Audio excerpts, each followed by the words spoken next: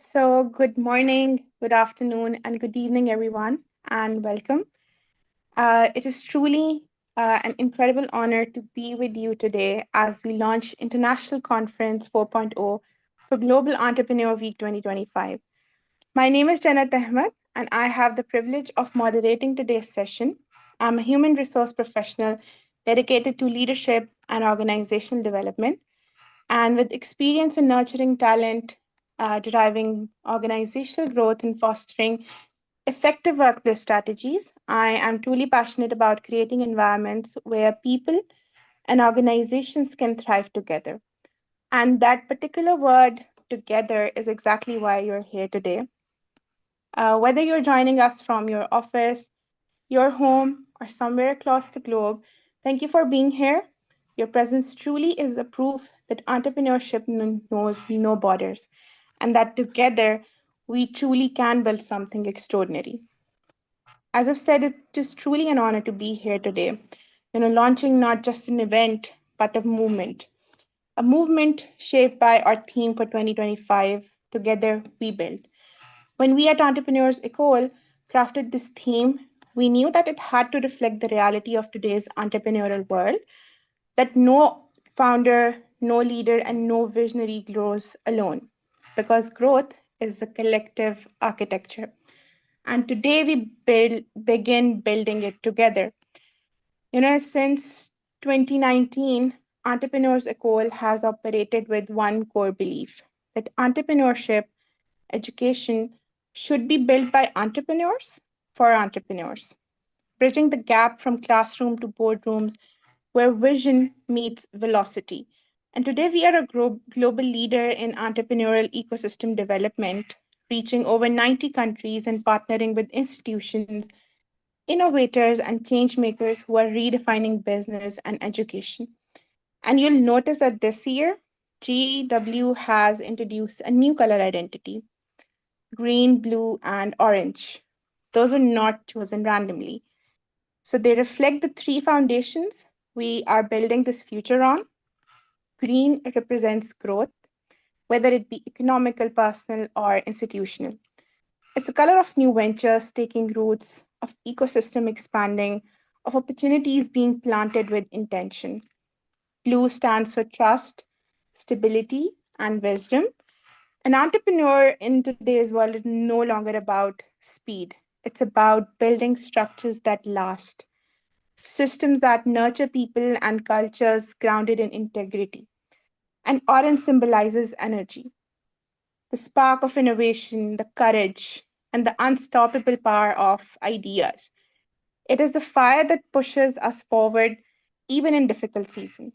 And together, these colors reflect the reality of 2025, a year where growth, stability, and innovation must coexist if we are truly going to build something meaningful.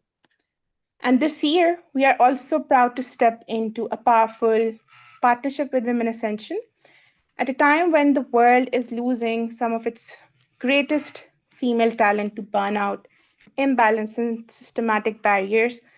We made a clear choice that retention is not optional, it is essential. And through this partnership, we are asking harder questions. That how do we ensure that women are not only entering entrepreneurship but staying, scaling, and then shaping markets? And then we are also looking at the question that how do we design ecosystems where women do not just survive but also thrive? And then how we build leadership pipelines that actually support longevity. Our collaboration with Women Ascension is built on the belief that talent should never be lost due to lack of support, clarity, or courage from system. And what we do at Entrepreneurs Ecole is simple but powerful, that we equip founders, educators, and organizations with tools, mentorship, and networks they need to thrive. From schools and universities to incubators and enterprise hubs, we turn theory into real world impact. And now when we talk about 2026, we aren't simply planning another event. We are building a continuum, a system where a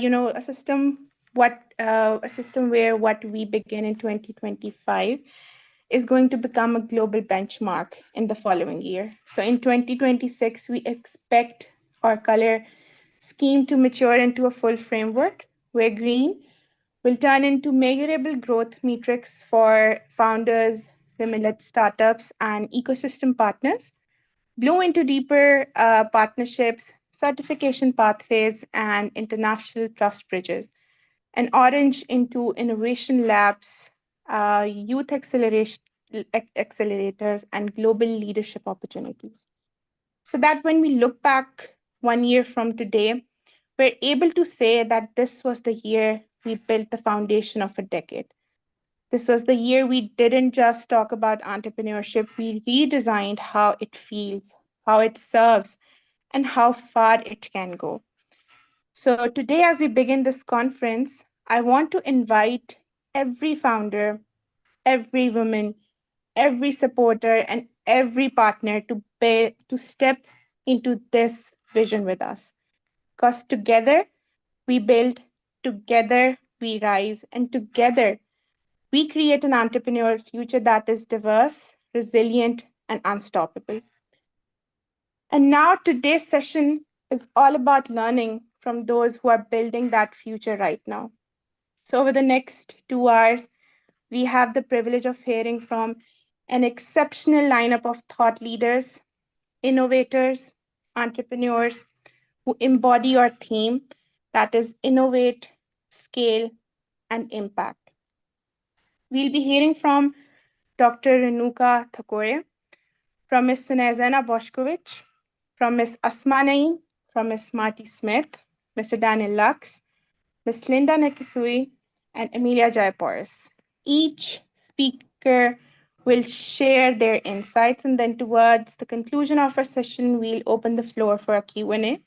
So as you're listening, feel free to drop your questions in the chat box, and then I'll make sure that each of your question is addressed by the speaker. Since this is a conversation, this is a community, and today, together, we are here to build it. And now, without further ado, let's call our speakers to the virtual floor.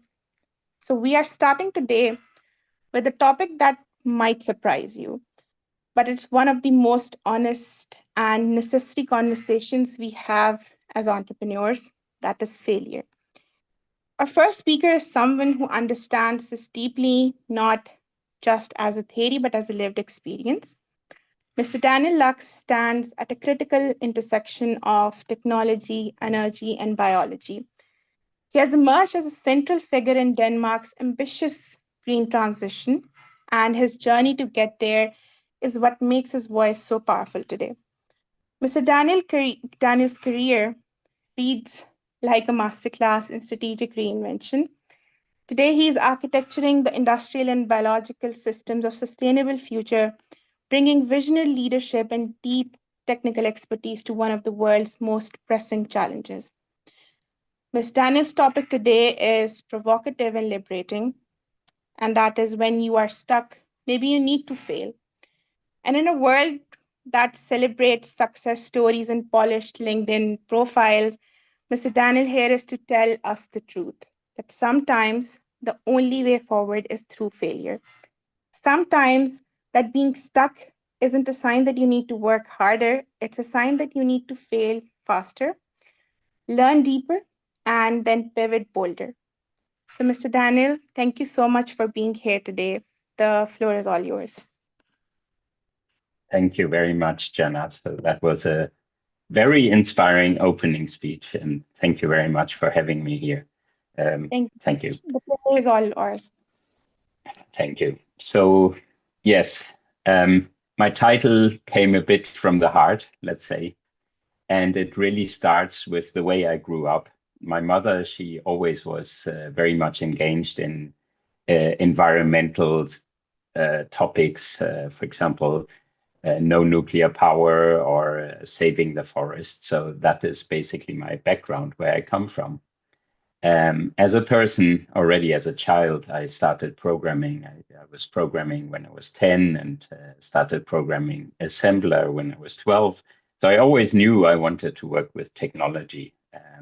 In the 90s, ironically, I studied artificial intelligence, actually. So you can say I saw it coming in a way. But I mean, the computers then were really, really slow. And if you see the data we have now, that really explains why it takes such a leap at this time.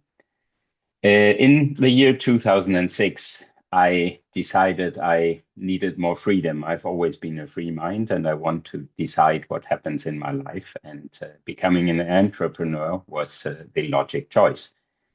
And because of my upbringing, I felt it was important that this was aligned with improving the world. So our business was to save energy. That was the core idea of our business. Let's not waste energy, but use it efficiently. I mean, imagine, don't leave the light on, don't have machines running when they are not used. So, I mean, if energy efficiency is basically the cheapest energy we have, and it saves the resources, the limited resources we have on this world, even though sometimes you feel that people think that we have infinite resources, but we do not. And this is starting to show. So we started the company in 2006 with 2 people, and actually it was going really well. For 12 years, we were having black numbers, so earning money from the company. And over the course of these 12 years, I grew the company from 2 people to 12 people. But I was already in 2016, I was feeling something was off. And it was in a way that our ideal, the saving the world and having a good contribution to save energy and making our world greener, was not really materializing. The energy ecosystem basically was not really interested in saving energy. The energy was too cheap, and even though we had very good return of investment for our customers, this was not really materializing.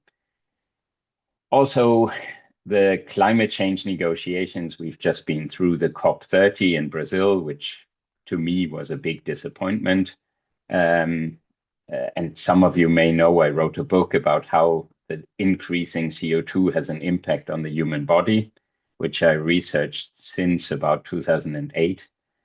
It was all kind of, I was feeling I'm not making an impact. So I thought, okay, I have to move forward. Maybe actually doing an IPO, becoming a listed company, will give me a better scene to have an impact in the matter, which is actually close to my heart.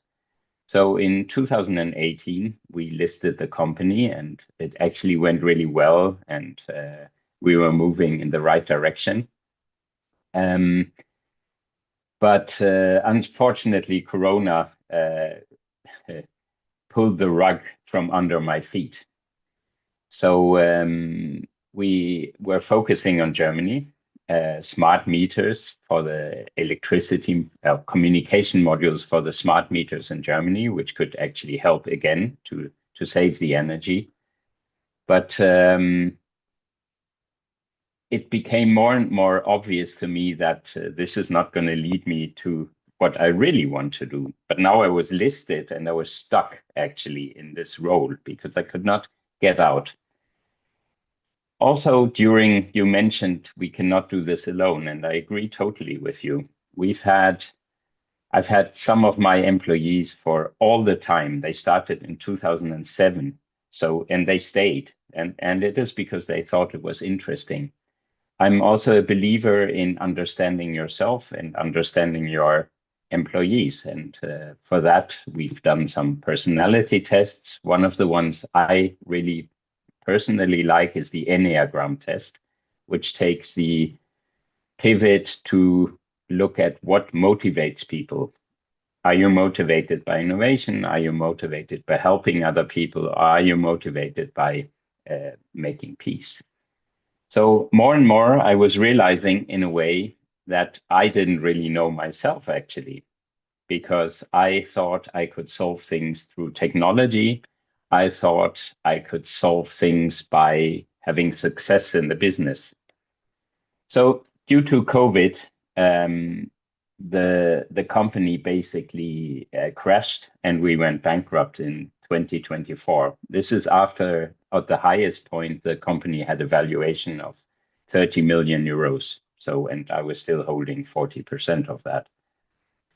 So in 2024, the hardest part for me was actually my employees, because my employees were like a family. And I really felt that I had let them down. I had not managed to secure their lives. And I mean, they had put all their cards into on me or bet on me. That was my feeling. So I almost had a burnout last year. But then after it all crashed, I thought, okay, I need to do something new. And because the entrepreneur I am, so I decided I want to focus on biodiversity. The other crisis, I think we have the climate change, huge crisis, and the biodiversity crisis. I went to Cali in Colombia and participated in the biodiversity COP. And what I realized was that there was a lot of scientists talking, but there was not really the big impact happening. So I think sometimes in life you also need some luck.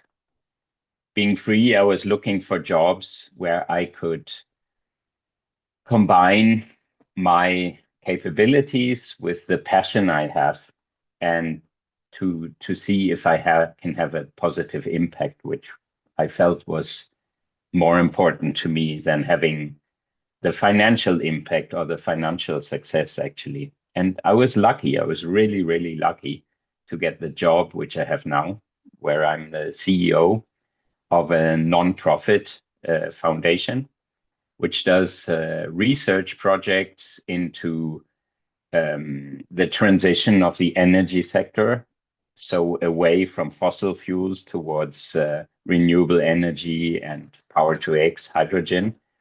And I also started a new project, which was to save the fish or bring back the fish to the degraded marine environment in Denmark.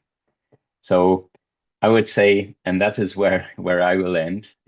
I failed brutally, and it was really, really tough.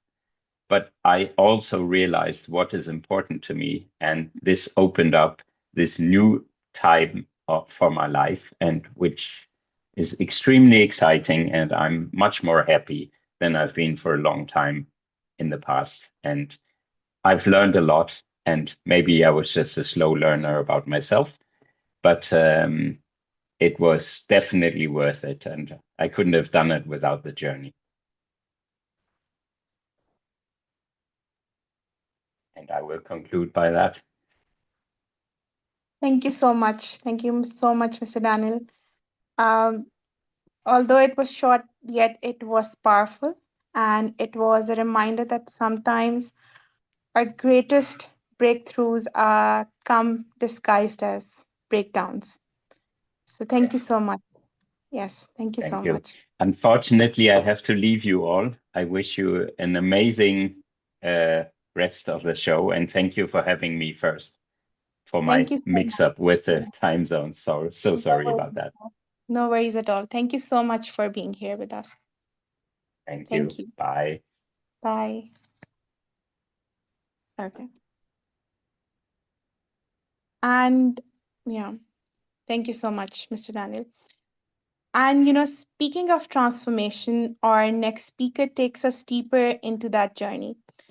Because once we accept failure, the question becomes that how do we turn those moments into momentum? And Ms. Snezena Boshkovich knows this answer intimately. She spent over 20 years dedicated to personal and professional development of individuals, teams, and organizations. But her expertise aren't just academic. It's earned through her lived experiences that come across some of the most challenging contexts imaginable. She is a Gestalt therapist, ACT and CFT practitioner, a mentor to women entrepreneurs across Pakistan, India, Afghanistan, and Africa. And her topic today is deeply personal and profoundly universal, that from mistakes to milestones, my story of resilience and growth.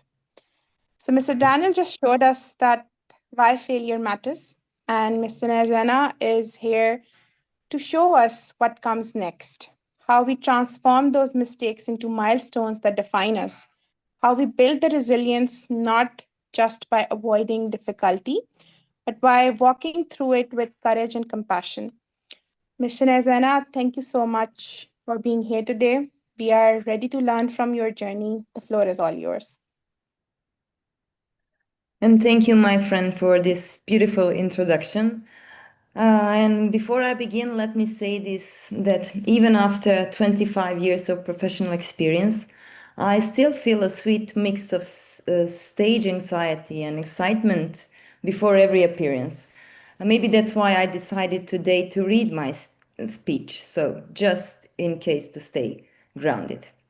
In support of girls and women globally, thank you everyone for being here today.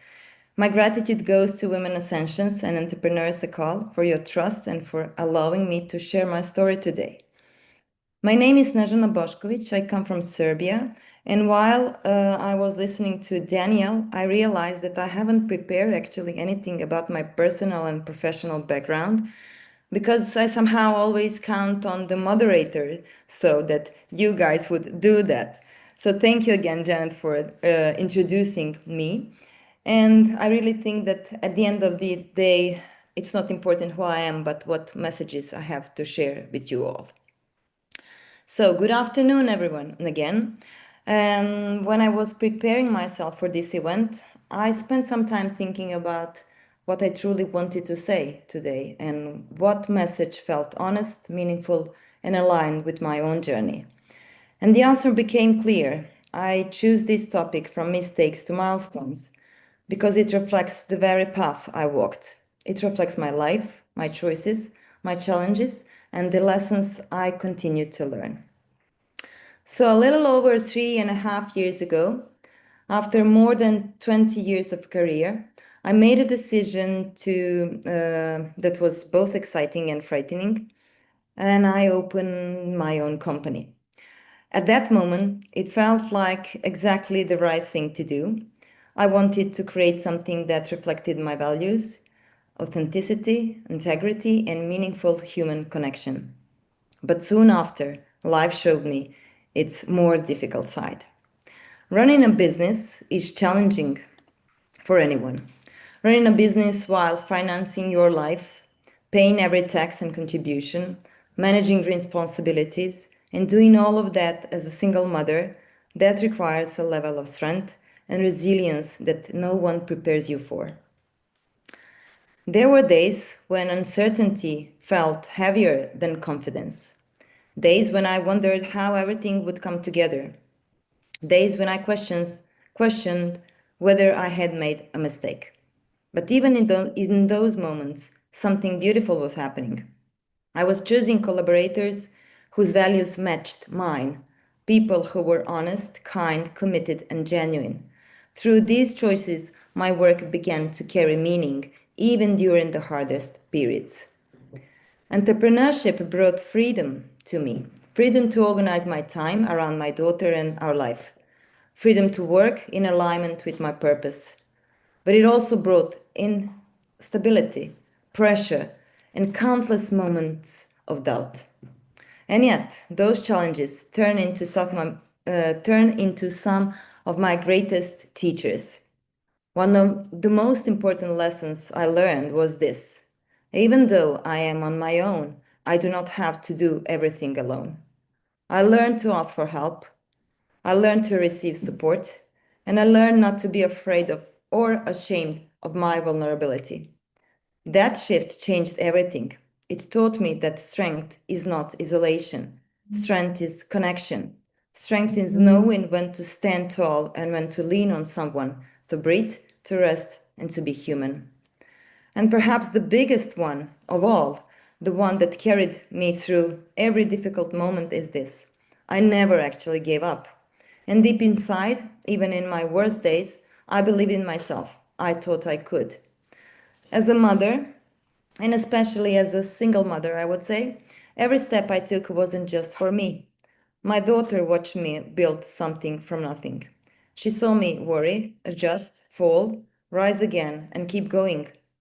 She saw that integrity, hard work, and resilience matter. And I hope she also saw that vulnerability is not weakness, it's a courage. So if I am proud of anything, I would say it is that I became an example for her. Not an example of perfection, but of perseverance. She learned that mistakes don't define us, they guide us. That setbacks are not failures, they are part of the path. And looking back now, I see that my milestones were never the big moments, actually. They were the quiet ones, the days I didn't quit, the days I trusted myself more than my fear, the days that I choose growth over comfort. And today, when I speak to girls and women, I want you to know this. So your mistakes are not obstacles, they are turning points. Your vulnerability is not a flaw, it is a strength. And your belief in yourself, even when life feels impossible, is the most powerful force for you. You don't need a perfect story to inspire someone. You just need a real one, a story with the courage, honesty, and heart. And that will be that from me today. Thank you all for listening. Thank you for supporting girls and women around the world. And again, thank you, Women Ascensions, Entrepreneurs Ecole, for creating spaces where our imperfect, powerful stories can be told. And a special thank to my great friend, Mahin. Thank you so much. Thank you so much, Miss Nazana. Thank you so much. Your story was a beautiful reminder, and you emphasize that as well, that our mistakes do not define us. How we respond to them does. So thank you so much for sharing your story with us here today. Thank you so much. And that response, that ability to rise again and again, has a name, which is resilience. It's a word we often hear, but our next speaker doesn't just talk about resilience, she embodies it. She teaches it, and she is internationally recognized for it. Miss Marty M. Smith is an international award winning and best selling author, a US veteran, and an IOTP Top Resilience Ambassador of the Year. But the titles only tell the part of her story. What makes Miss Marty extraordinary is her ability to turn adversity into strength and then help others do the same. Through her books, she equips people to turn pain into power and dreams into reality. And her topic today brings everything together, powered by resilience, designed to innovate. And we've talked about failure. We've explored turning mistakes into milestones. Now, Miss Marty is here to show us how resilience isn't just about surviving, it's the very fuel that powers innovation. It's what separates those who dream from those who build. So, Miss Marty, thank you for being here with us today. We're ready to be equipped and inspired by you. So, the floor is all yours. Thank you, John. I appreciate being here. It's always a pleasure to share. I'm 66 and a half years old, but I don't care. I'm learning now like a little kid. I'm learning everything I didn't do when I was younger. And so this is for the innovators, the dreamers, the rebels with a purpose, because let's be real, entrepreneurship is not a piece of cake. It's not rise and grind poster. It's messy. It's terrifying. It scared me to death, especially during the pandemic. But I dove. I launched myself into out of the comfort zone into something I kind of wanted to do, but I didn't know where to start or how to do it. But I knew that I needed to find a purpose. I needed to find a mission and a vision to push everything through. I wrote my book, and all of a sudden, I don't know what happened, except graced by God and the people around me, the non-toxic people, took me under their wings and showed me a lot of things. But the truth is, it changed my journey in my life. And innovation isn't born out of comfort. For sure, it is not. It is something that you have to be born into a comeback. And every breakthrough we celebrate today, it's because someone refused to break. If we don't dare, then we won't be able to share what we care about, what we really want to improve in this world. And the myth about perfection is definitely, we don't have to be perfect. Millennials are a resilient generation, especially given the situation of the world today. But we survived broken systems. We've survived recessions, layoffs, burnout, caregiving, student loans, heartbreak, and starting over again and again. But what did that do? It prepared us for life, because life is not linear and up a hill and we get to the top. No, we have to learn how to fall, how to dust off, how to pick ourselves back up and pick up with this idea that, okay, maybe we didn't step in the right direction. Let's go another way. Let's discover resources. Let's discover the people that can help us get there. We don't succeed by ourselves either. I guess in the old school, I used to think if you get to the top, you're set. No, you don't get to the top and be set. You have to bring others with you for you to be really set, because then you have a platform that people understand and connect with you, and they go out and spread the goodness of life. So I definitely would say that everyone figured it all out except me. And that was a lie, because I deleted it. So just like a computer, I had to hit Control Alt Delete and reset myself to say, okay, the old way didn't work. Let's see what you could do. And I started discovering that there was things in me that I didn't know I was capable of doing, because I was surrounded by the people that would highlight them. So the real fuel for innovation is resilience. Every disruption we suffer, everything that happens in this world that is innovative, that is new, is always kind of not very welcomed in the beginning, but then if it clicks, if you connect, and I think the people that are authentic, I think the people that speak from the heart, because we can be loaded with massive information and have tons of degrees and titles, but the problem is we don't share it in a simple form with the rest of the world. So we lose that knowledge. We lose that connection and that things that we can, pass on and share with the world. So what is the problem? What if the problem is an idea? You ever think about it that way? And like, okay, what is this showing up as? And ask questions, ask the hard questions. What can I control? What can I dismiss? And where can I find help to get something resolved, a solution, a step in the right direction? And baby steps is what gets you to success. It's not a leap of faith and you're there. So you have to ask your questions. How can I pivot? How can I improve? What is this challenge that I have to in front of me, facing me, and how can I help the world resolving it? And what can I offer to make it better? So when the world says rejected, redirect. When the world says limited, creativity. When the world says under pressure, reinvention. And when the world says chaos, find clarity. And I did find clarity in the chaos, and I did become resilient and admitted it. I didn't know since I was little. I was called a mistake when I was 7 years old by my mom. I've moved 49 times in my lifetime. I've been to 18 different schools. I've graduated, had numerous jobs, had 30 surgeries, and still getting it. But by the grace of God, I got pulled out of a wheelchair. By the grace of God, He found me to tell me I was not a mistake. I was worth the effort. I was worth the sweat, the tears, the blood, everything that you feel.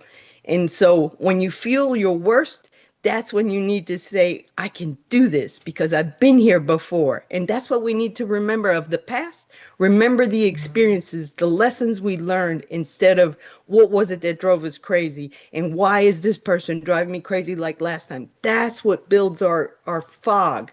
That's why we don't have a vision. That's why we refuse to dream, because we think we're not getting anywhere. So if you maintain that clarity, you will be creative. If you are creative, you will reinvent yourself. You will fuel yourself with resilience, and you will innovate the world and bring everyone with you, because I am all about bringing resilience from 8 to 88. And I can tell you that each and every one of us, one day in our lives, is going to have adversity. No one escapes it. But very many people are able to recoup, learn, and share what they do. Thank you very much. God bless you all. And let's make 2026 the best year ever.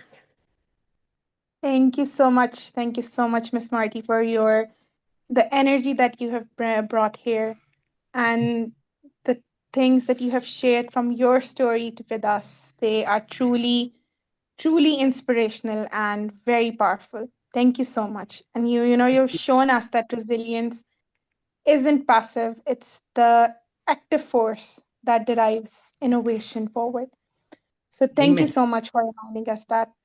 You're welcome. Thank you so much. So hold on. One.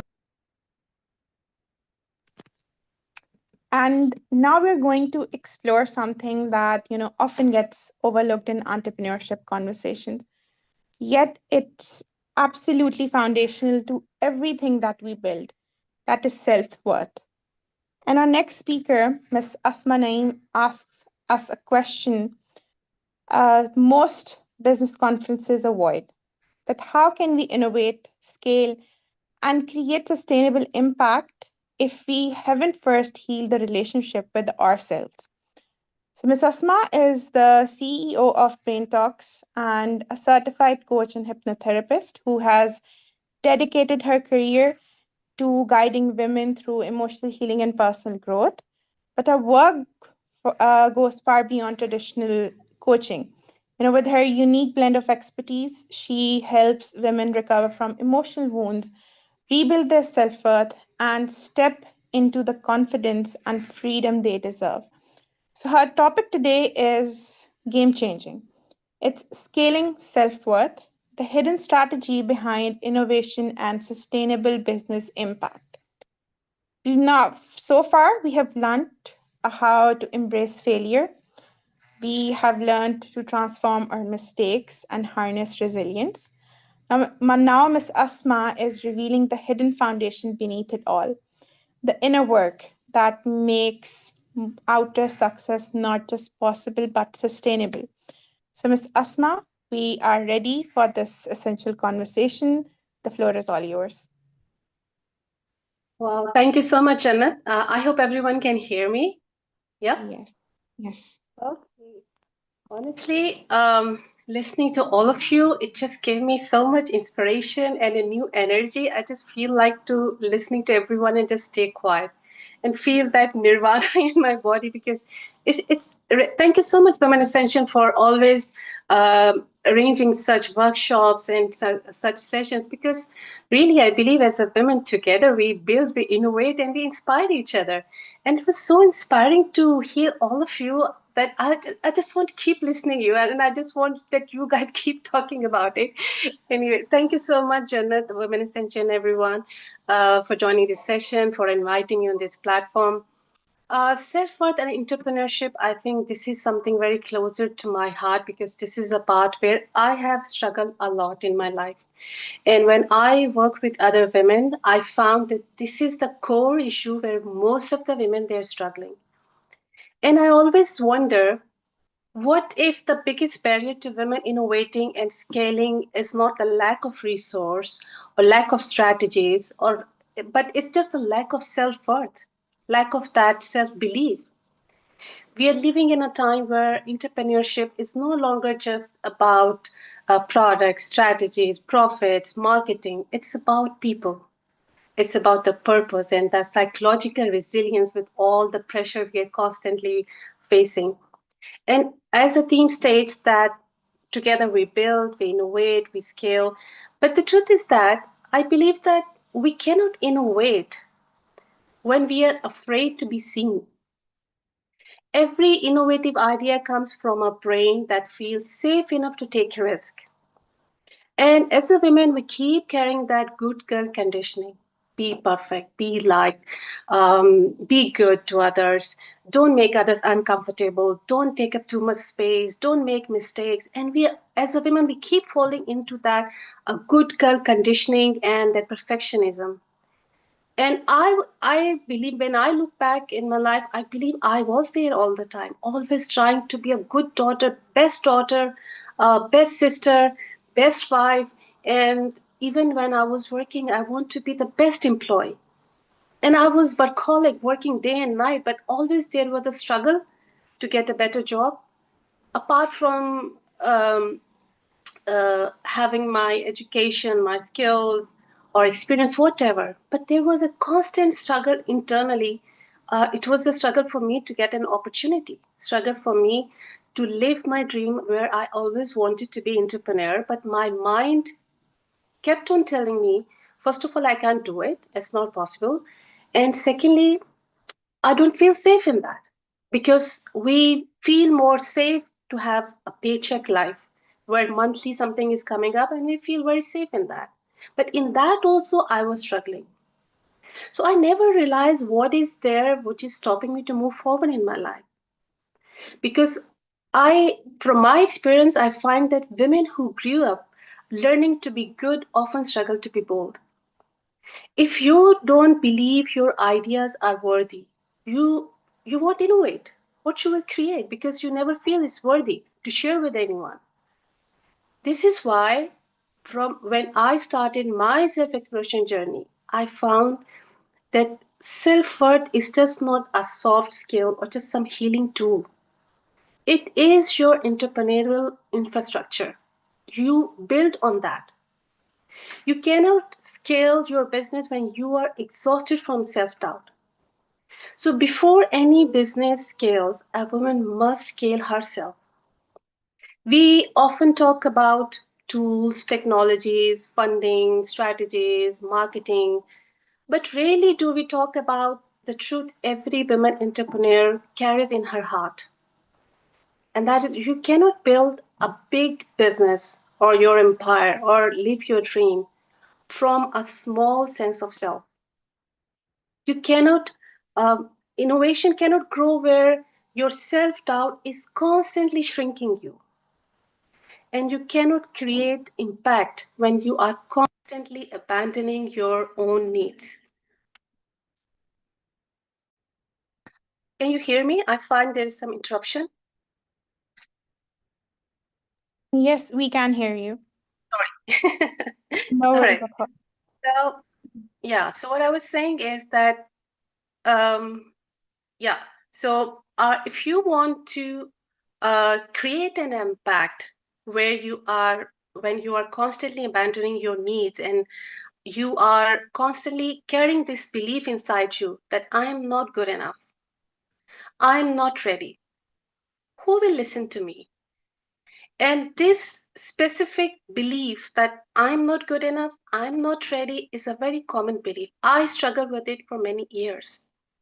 Why don't you start living your dream or start your entrepreneurship journey? Because you always feel you are not ready. You are not that good. Look at others. They are so competent. They have this skill. They have that certificate. They can do this. Who am I to do that?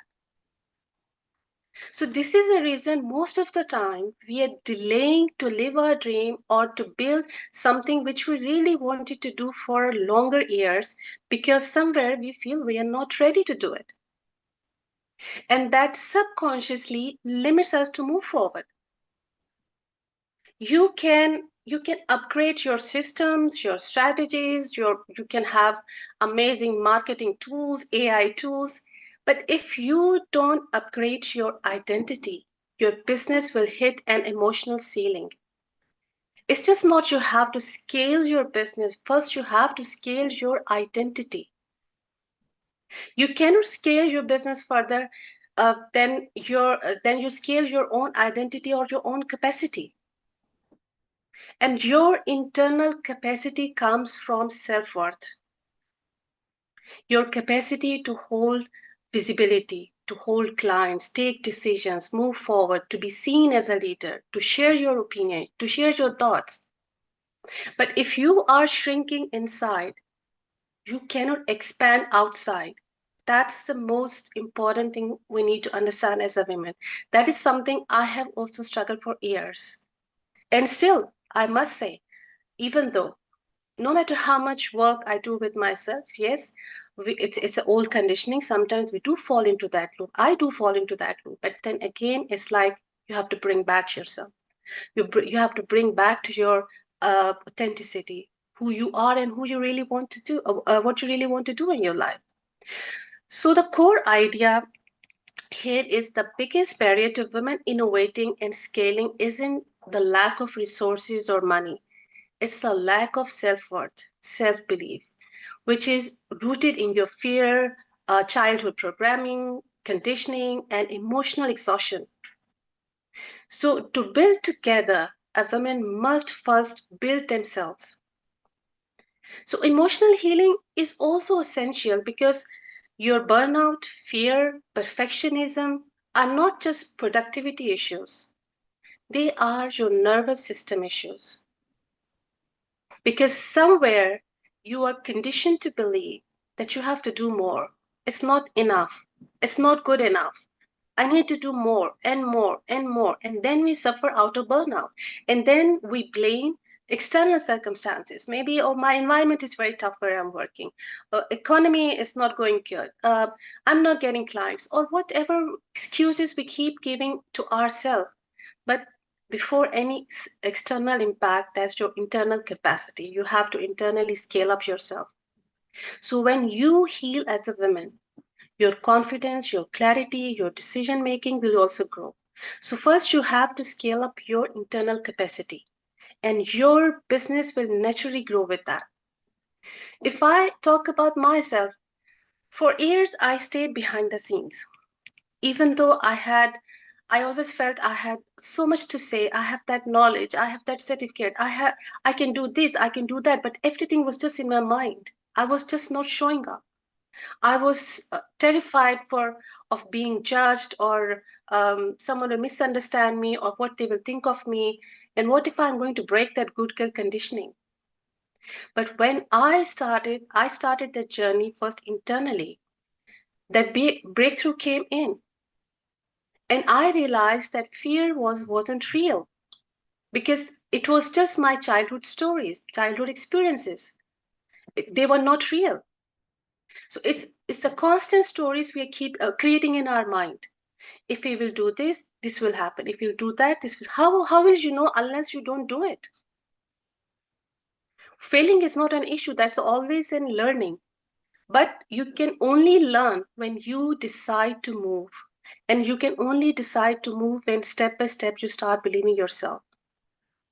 So it's the constant stories you are carrying in your mind.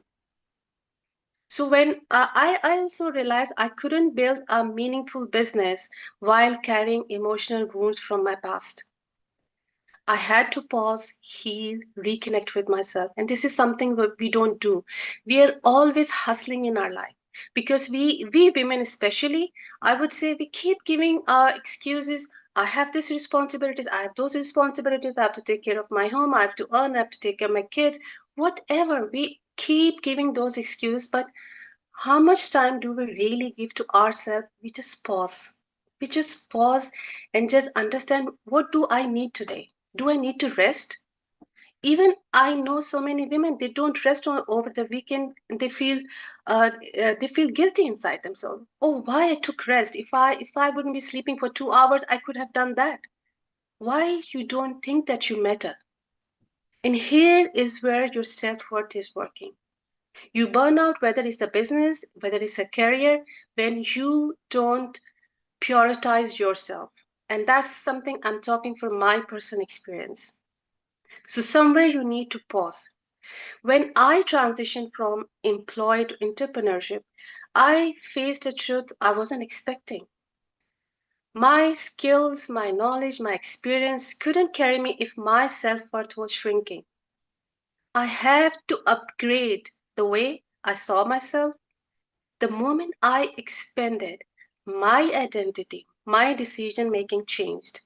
My confidence activated. I started showing up, and that brought me opportunities. So, today, when we are celebrating this entrepreneurship week, so remember that together we do build, but we begin by building ourselves. Innovation or scaling is just not technical or just not strategic, but it begins with your self belief, how you see yourself, how you internally expand your capacity, your business, your career will also expand. And lastly, I would say that no doubt women grow faster in supportive communities, community like this where we are today. And when women rise together, they create the ecosystems where boldness becomes the norm. Thank you so much, everyone, for listening. Thank you so much, Ms. Asma, for sharing your ideas and your expertise with us. That was truly profound. It was a true reminder that most important innovation that we can make is often the one within ourselves. And I was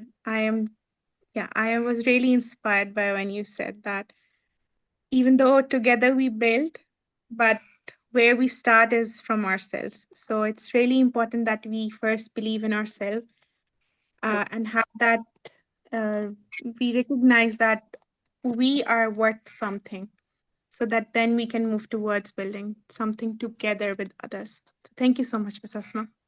Thank you so much. Appreciate it. Yeah.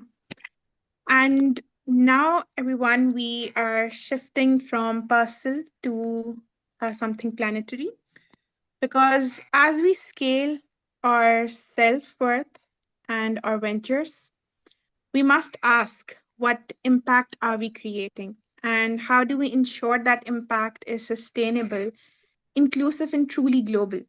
So, our next speaker doesn't just talk about these questions, she spent over 35 years answering them. So, Dr. Renuka Thakore is a founder of Global Sustainable Futures Progress Through Partnership based in UK. She leads a global network that fosters multidisciplinary research and partnerships, connecting academics, businesses, and individuals to unite the global north and the south for sustainable development. But what truly defines her work is her unwavering commitment to ensuring no one is left behind in achieving the sustainable developmental goals.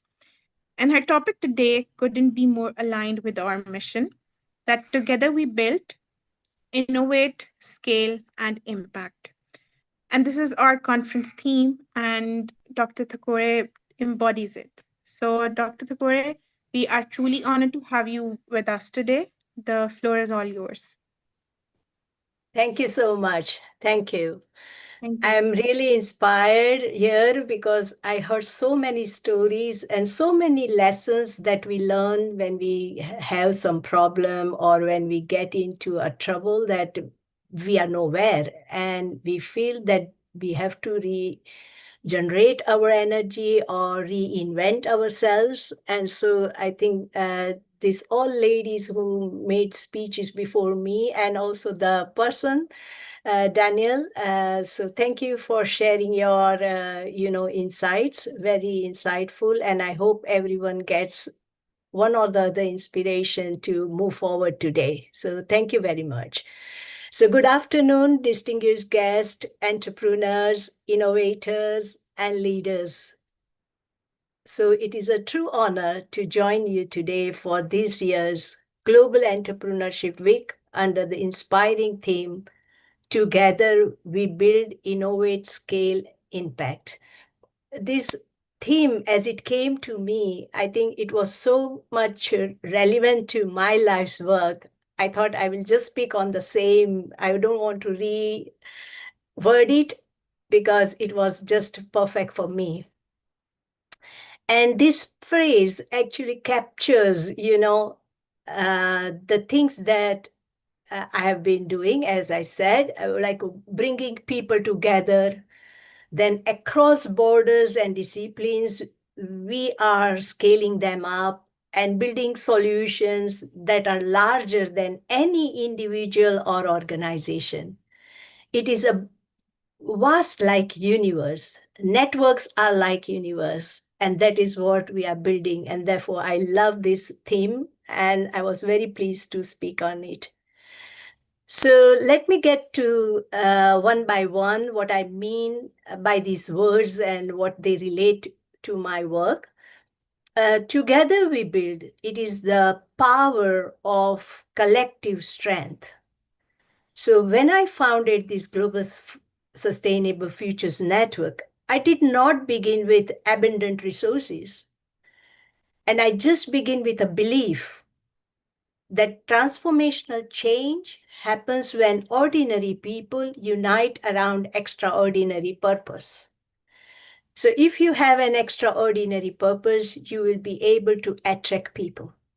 So today, our network spans researchers, communities, youth, women, entrepreneurs, policy leaders, and grassroots champions. I have the highest number of grassroots champions around the world throughout 180 countries.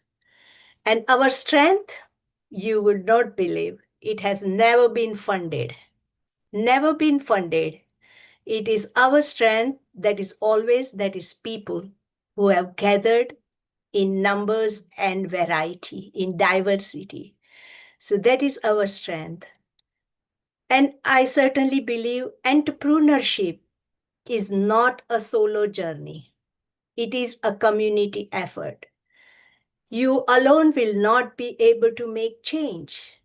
It will be only more than one, and the community that you create and put its effort will bring the change, and that entrepreneurship can be possible. The future will belong to those who collaborate, co-create, and build bridges across sectors and disciplines. So that is what I mean by together we build and the power of collective strength. Now, innovate. What I mean by innovate, turning problems into possibilities. And you have heard plenty of today these examples. So innovation is not just only high tech. Innovation starts with mindset, turning waste into wealth. That is also about mindset. Yes, we are using technology, we are using strategies, we are using practices, but once you value, the purpose has changed. From waste, it has become wealth. And from limitations, it turns into opportunities. From climate risk, it turns into climate resilience. And that is what we want to do. Through our initiatives, from biodiversity governance to green skill programs, and to the 20 million farmers initiatives, we focus on practical social innovations, solutions that communities can own, adapt, and scale themselves. In Africa, Asia, Latin America, and beyond, we see that innovation is strongest when it emerges from the local wisdom combined with the global knowledge. Entrepreneurs must learn to look at the changes differently in a way that something seems impossible. Say, if it is impossible, then certainly there is an opportunity. And what is that opportunity? Look for the challenge in a different way. Change your mindset. What it is that if I change this challenge into opportunity and why I'm waiting for. So let me do it. So that is what I think we can do. Now let me come to the scale. Scale is growing without losing your purpose. Scaling is not just reaching more people. Of course, I have reached more people. I talk about people, but it is again also deepening the impact. It is deepening the impact on the smallest possible, and where it is called, sometimes it is called the last mile of the earth. So that is where we want to deepen our impact to the local people. As an entrepreneur, we must move from small experiments now to large movements, because we have that power then. Once we have impacted people, once we have reached people, so scaling is moving it into large movement. I know that we do waste recycling in London, in many other countries, but it still has not become the culture. And that is what I mean from moving from small experiments to large movements. And scalings require trust-based partnerships, clear purpose and values, strong governance, evidence-based solutions, and empowerment of local leaders. So we must scale sustainable. So for example, for me, myself, upcoming program like scaling sustainable agricultures across Africa, we are building circular economy models that transform agricultural waste into income and then into carbon credit, and then building the transdisciplinarity collaborations through it. So this is what I mean by scaling. Impact. Impact is about building legacies and not only businesses. Impact is not measured in profit alone. It is measured by how you improve lives, how you restore soil, how you empower women, how you inspire youth, how you uplift communities, and how you transform systems. So that is called impact. And sustainable entrepreneurship is not a trend because it cannot be replicated. You have to get into your diverse purpose, your unique purpose, to make that entrepreneurship sustainable for yourself. It is the only path that guarantees a livable future. So as an entrepreneur, you must ask every day to yourself that what legacy I want to build, how I want to impact, what a difference I want to make, and to whose life difference I want to make, and how I can make it existed through that difference. So all these questions you need to ask every day. So entrepreneurship is not static, it is continuous. It needs refreshing, reviewing every day. So I call out to you as an entrepreneurs that you need to build your role in the world. And you need to build the world that you need. We are entering into a decade, like everyone mentioned, that in 2026, yes, we are entering after 2020, from 15 to 25, we had a decade of global sustainable futures, but now we are entering a decade of unprecedented global transformation. Or you can say transition, whichever the word is acceptable to you. Yeah. Climate change, food insecurity, conflict, inequality, these all challenges are real. These are not to be denied. These are not in the background. They are real, they are happening every today, and we need to make the potential for innovation. And for every industry, every solution will need a new leadership. And only entrepreneurship will not be enough. We will require courageous entrepreneurship. And what I mean by that, you will require integrity, purpose, scaling into community, impact with compassion, and all that. We will have to shape our future with power and impact. And finally, I would like to say that together we can build the future. No dream is too big when people unite behind it.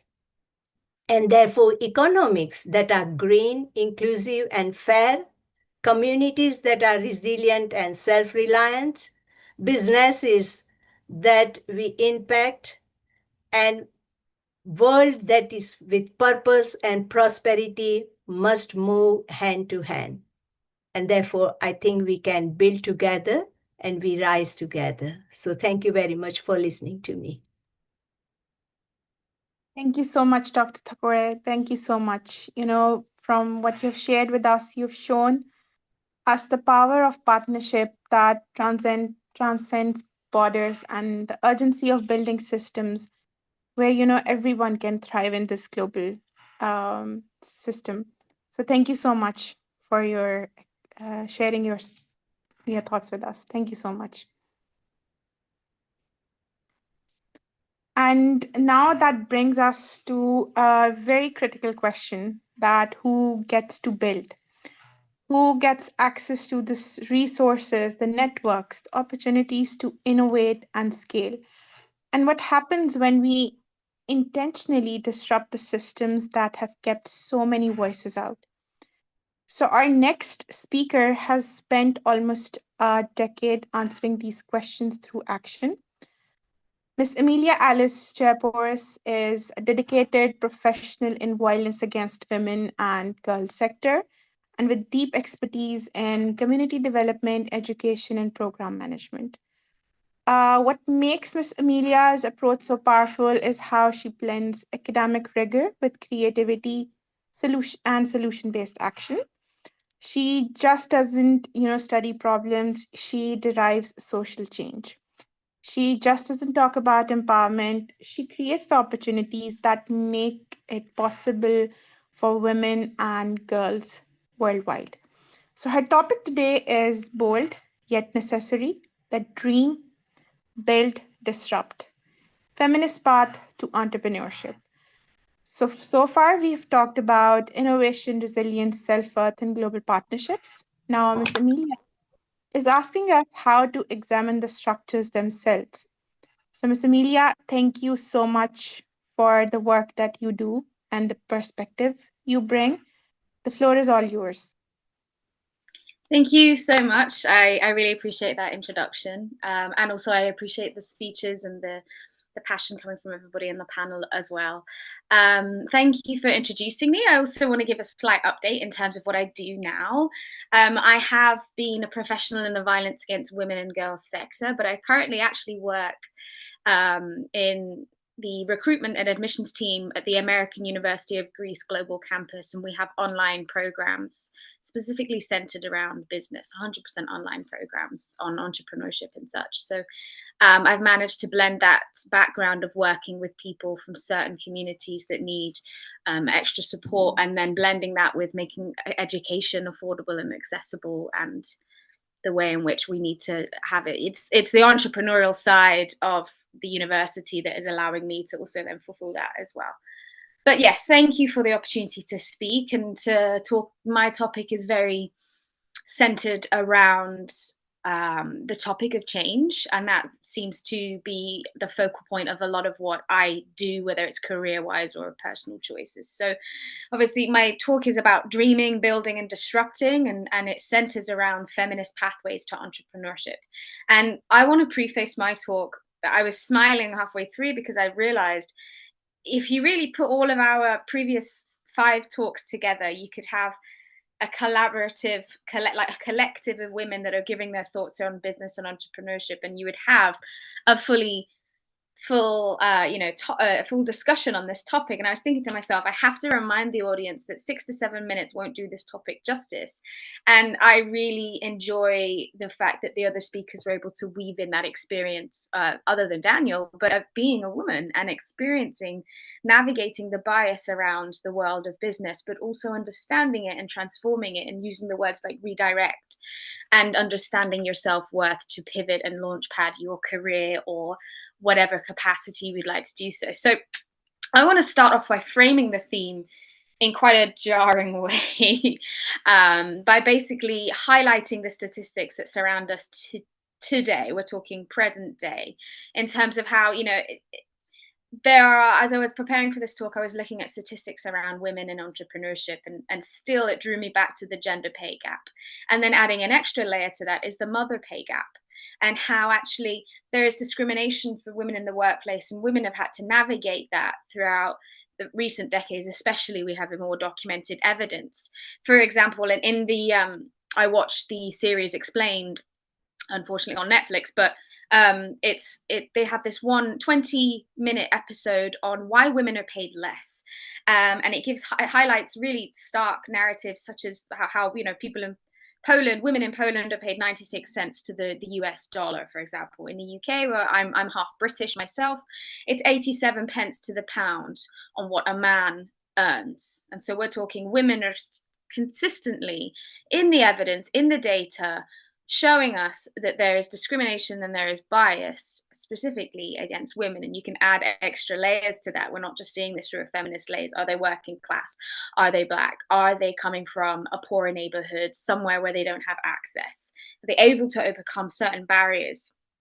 Okay, so I want to focus then building that on the the dreaming sector, moving into the build sector of seeing that feminist entrepreneurship is not just about business, and it's definitely not about business as usual. It is about redesigning systems that were never built for them in the first place. And by doing so, I'm going to talk a bit more about women in the workforce in the 1950s. If they were in the workforce, they were usually at home. They would usually also be uneducated or limited in their education. 70% of women in workforce in the 1950s in the United States would have a menial job. And I forget who the CEO was, but he actually says in an interview in a news not Fox News, some other news channel at the time, said that women don't mind these routine and menial jobs because they have the extra dexterity in their fingers. He's trying to add biology to the reason why certain women want to be in a routine office or factory job, which of course the basis and the foundation of that is sexism, and not understanding that actually these women are capable of far more if they were able to overcome the barriers that this capitalist society has put on them. And then that leads to the 1 in 4 women now to today. We're not talking about the 1950s anymore. 1 in 4 formal businesses are owned by women, and that's a global statistic. So it leads to the battle cry of the women's liberation movement that has been going around for decades now. And we have a lot of women, brave women in the 1960s at least, and before, but predominantly then, to thank for their courage. And that word courage was used today. And I think it's a really strong word to add to the argument for creating spaces. So building on that, the build element is also understanding that dreaming itself is politically charged. It cannot be that what we dream has a limitation. And so, like, did anyone ever tell you that your business idea was quote unquote too much? And in all fairness, I want to add to the theme of whose permission are you waiting for? Your own or somebody else's? Or are you keen to disrupt the markets? And you have to dismantle that narrative about who gets to innovate. To innovate, to be creative is something that no matter, and this, I think this is such an interesting point, in that no matter where you come from in a global perspective, geographically, religion, or your upbringing, nobody gets to put a cap on innovation. And it is our responsibility as humans, as people, as collective individuals, we thrive off of community, to do that together. And it's the importance of finding representation and finding role models, and seeing them stop that internalizing limit on what they can and cannot do. And that's what I mean by dreaming, building, and disrupting, because you must disrupt in order to achieve a pathway. And we've said it before, it's about redirecting, and it's about changing and transforming. So I want to give the example of a, let's say, an economy or a country that really stands out to me, is and it's Rwanda.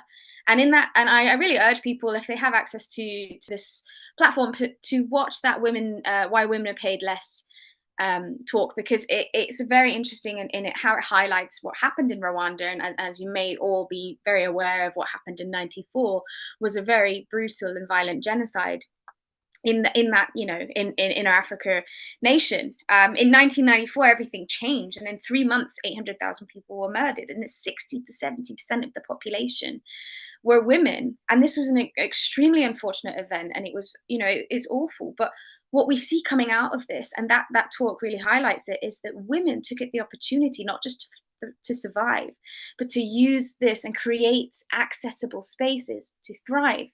Women started to see themselves in positions of influence and power and people in society, where decades before those rights were not given to them. And it's painful that this came from such a you know, such a you know, a genocidal experience. But it in effect, it was able to fill the gaps that the market ignored, or the market couldn't keep up. And that's what I mean about, you know, the International Labour Organization says that women are vital in social and economic development. They are drivers to force change and to improve. And the UN ambassador to the Rwandan ambassador to the UN, her name is Valentine Rugimwaza, said that women were the only demographic available.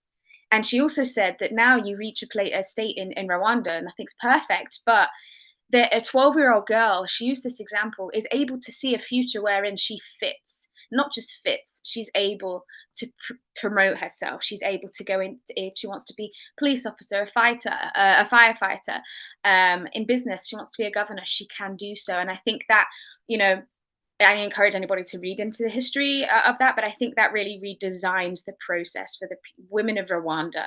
And now they earn about 87 cents to the dollar, where in previous years they were far below on that list. And finally, so I'm just going to wrap up and highlight my talk by understanding about the disrupt part of my narrative and transforming systems that weren't designed for us, specifically as women, but adding an extra lens of, you know, working class women. Women that are considered and perceived as different, women that are considered that they're not actually women. I think we want to make it as diverse as possible. But we need to challenge the biases that are in investment, leadership, technology, and education.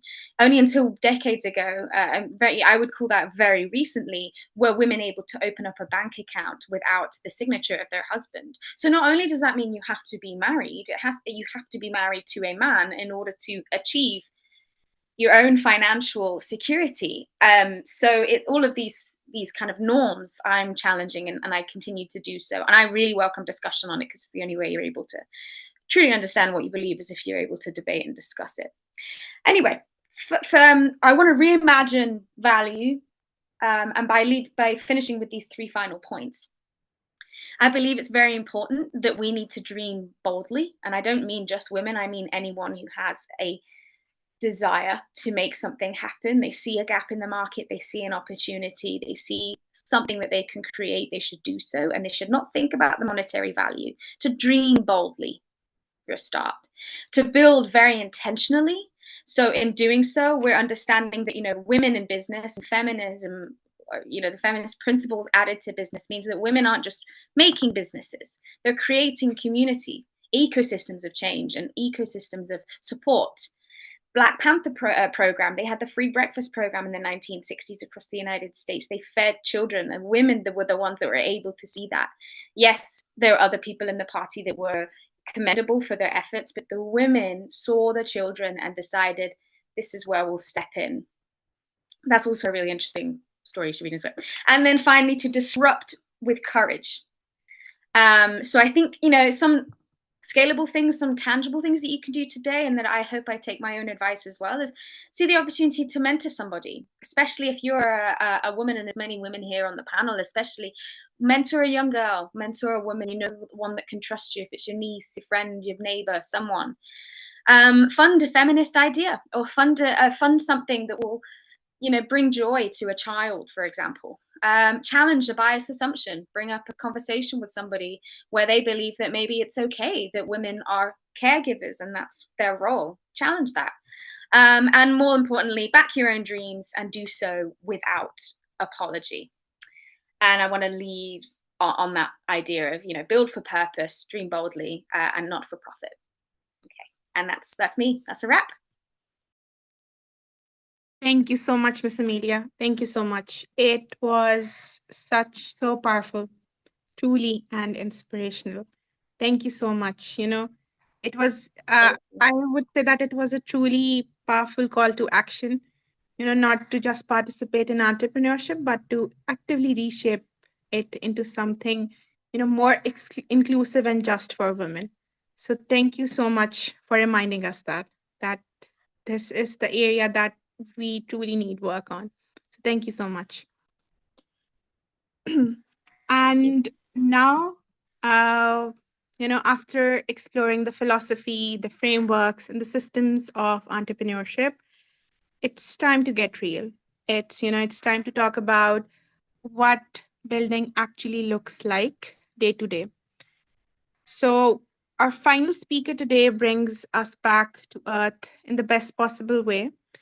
Miss Linda Nakisui is the CEO of Mushron Investment Limited in Uganda, where she specializes in cultivating mushrooms and creating value added products.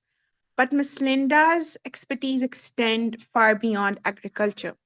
With a robust background in procurement, she brings strategic business acumen to everything she touches. As a vision board coach and a mentor, she just doesn't dream, she helps others materialize their vision into reality. Her topic today is refreshingly honest, a day in the life of an entrepreneur.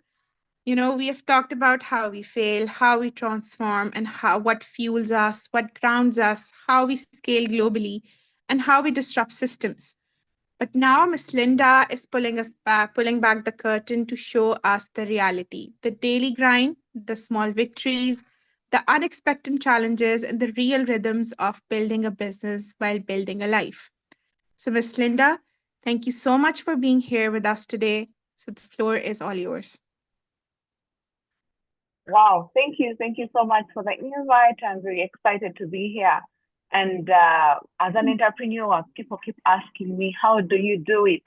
How do you manage to be able to do A, B, C, D throughout your life and be able to manage, be an entrepreneur, be a mother, do all sorts of businesses? And it's so passionate to me because time is of the essence. One speaker once said that time is the only asset that every human being has equally.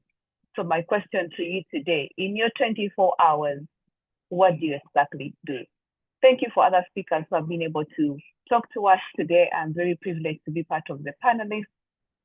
And time is one of the things that we have been able to create as entrepreneurs. And the rest of the speakers are going to testify to that every entrepreneur has equal time. It's not about the knowledge or anything, but the time and how do you utilize your time as an entrepreneur. I do lots of things. I do mushrooms, I sell jewelry, I sell phone accessories, I do agency banking, I am a mother, I do innovate and also do value addition. So time is of the essence for every human being. And in a day, I'm here to tell you that it is possible for you to have several streams of income. And as an entrepreneur, you should have at least 7 streams of income for you to be able to survive and be able to be that billionaire you want to be in life. So as an entrepreneur, you have 24 hours. So what does it look like if you have 24 hours in life and in your day? Time directs you every morning. You should be intentional and guide it with clarity. Every day you start, it starts with a decision. What are you deciding to do today? When you wake up in the morning, when that alarm clock sets, there's a book I was reading and it's a 5-second rule. What do? Do you switch it off or do you start to remember what you're supposed to do in a day? So your first hour, if you win your first hour, you win the rest of the day. As an entrepreneur, you should think like a CEO, not as a worker, because 20% of the tasks that you do produce 80% of the result. So you should identify what are that 20% that helps you grow as an entrepreneur. Make a daily list of tasks. Sometimes it's better to do 3 high priority tasks than to do 20 things on that list and you say, I am going to do 20 things today and I have to accomplish them. But if you say, I am going to purpose to do 3 things or 5 things, and then you can accomplish them, because everything you do as an entrepreneur is very important. And for that, you have to block off time as an entrepreneur, because in the morning when you wake up, what is the block time you have in the 24 hours that you have, in the 1,440 second minutes you have in a day? What are you doing? So as an entrepreneur, let's learn and plan. I personally wake up early and plan my time. I block it up and I intentionally have an alarm clock for every time block. If a time block to call clients, I have that time block. I have a time block for social media. I have a time block to be able to go to my LinkedIn. I have a time block to be able to visit other businesses. And all that, if you put it into practice, you are able to run your day to day. If you don't let the day just happen, but you have to design it and make sure if other emergencies come into play, your time is somewhere set and you're able to also attend to other emergencies. As entrepreneurs, you have to build systems so that you don't have a stressful day. Because if you don't have systems in place, all other streams of income will, one of the streams of income will go high and the others will go down. But if you have systems in place, you delegate your tasks, you're not the manager, you're not then you're the accountant, you're the salesperson, you're the marketing person, you're on social media, the social media manager. But all these that you are as an entrepreneur are very key for you, but just be able to have systems in place and manage them so that at the end of the day, you're not stressed, but your time blocks are working for you. Even when you are sleeping, money is coming into your account because you have systems in place and you're not stressed at the end of the day. Because as an entrepreneur, you dream big and say, I want to grow globally. I'm not going to be local, because we're all from different parts of the world and we have different time zones. So those time zones should be able to work for you and be able to work well as an entrepreneur. So entrepreneurs, sometimes you have low energies. You wake up and you have low energies, but your time block still work for you because every hour, every second, you have planned and say, I'll have a minute to stand up and drink water. I have a water rule and I say, if I am seated at my desk, I will stand up and get an empty cup and pour into water in another cup. And that is a minute for you to stand up and also think. Because if you do not plan to have energy, your energy revived, you'll be exhausted, because an exhausted entrepreneur makes expensive decisions and you will be able to make decisions so well. So every hour of an entrepreneur goes well with that. So true entrepreneurs know the value of every hour. As an entrepreneur, I am encouraging every person here that every hour counts, every time counts. So every decision you make in every hour is very key to your life. As I conclude, I will leave you with one quote that says that every decision that you make, the true entrepreneurs know the value of every hour. And I'll go with one story that I'll tell you how my day goes briefly. In the morning, I'll wake up as early as 4 a.m. Ugandan time, and I take off 1 hour to pray. I pray for my clients, I pray for my customers, I pray for my suppliers, and be able to commit them to the Lord. And then the next hour, I will commit and say, let me read a book for 30 minutes, because leaders have to read. You have to read as a leader and empower yourself and enlighten yourself, be able to read other books. Then the next few seconds and next 30 minutes, I'll go to my phone, because my phone is my go-to every time. I block off all the time that I have in the next 24 hours. I'll set reminders from 7 a.m. to 11 p.m. until I go to sleep, because I know every hour counts. I will know what time my next meeting is because there's an alarm for it. I will know where I'm going to be at a certain point in time. I will know what to check on if I've delegated a task. So that helps me to plan my day. And by the time I am done with planning my day from 5 to about 6 a.m., I know how my day is going to fall into place. And also, at the end of the day, as entrepreneurs, we have families and children to look to. So all of us should be able to plan our day and have work-life balance, because entrepreneurs, you find yourself even working in the wee hours of the night, yet it's not very good for you. You need to rest. Rest is very key. With that said and done, I thank you everybody for listening to me. as an entrepreneur, as entrepreneurs, we should energize ourselves. We should plan our day because time is of the essence for everybody in life. Thank you very much. Back to you, Jana.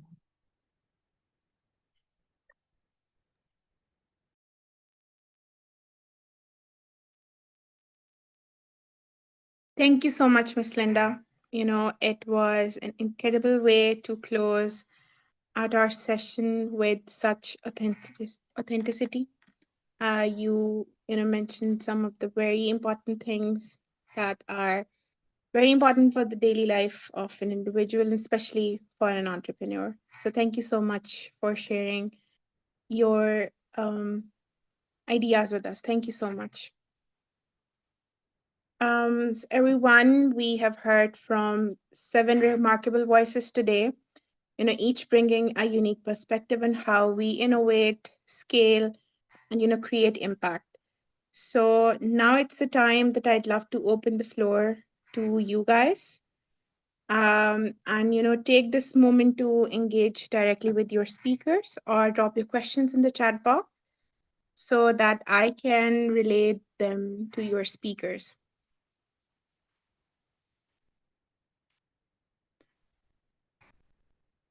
Yeah, while I do want to mention that throughout the session, many of the people in the audience had been sharing really thoughtful feedback in the chat box.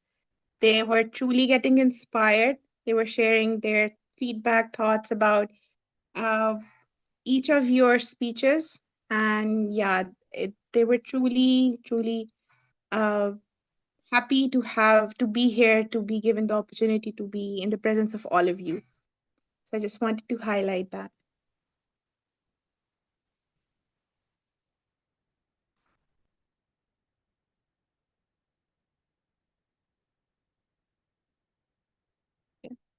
So there is one question, and anybody who would like to answer it can go ahead.